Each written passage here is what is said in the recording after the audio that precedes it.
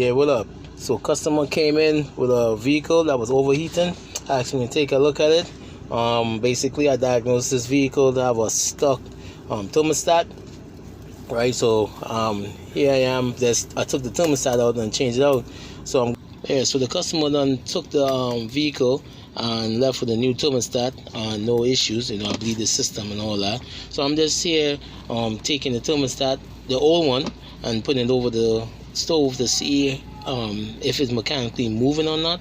Right, when it reached to, this is rated at 82 degrees, right? So at 82 degrees it's supposed to be fully open. So as you see in this video I'm showing here, you will see the spring starting to get smaller and smaller, and basically you will start to see the thermostat contracting. And when that start to get smaller in that hole where the coolant is passing, what happens is it allow more coolant to flow through the engine and through the radiator, right?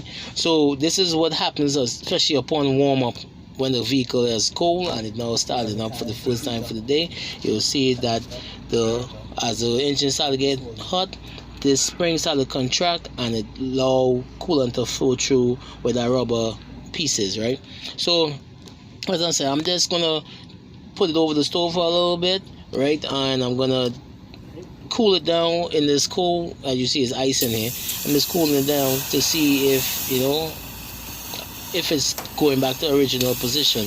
But what happened was it didn't go back to original position. To be honest, it remained stuck open, right? So that could have been the cause of the overheating, actually, because basically it would be open or it stick closed and causing the vehicle to overheat. Like everything in a vehicle, they have a lifespan. So this thermostat probably reaches lifespan already, where you will see some markings on it. This is basically it's stuck and it stuck open. So what was happening is probably was failing to open on the with the client's vehicle and caused him to overheat. And he called me up and asked me if I can take a look at it.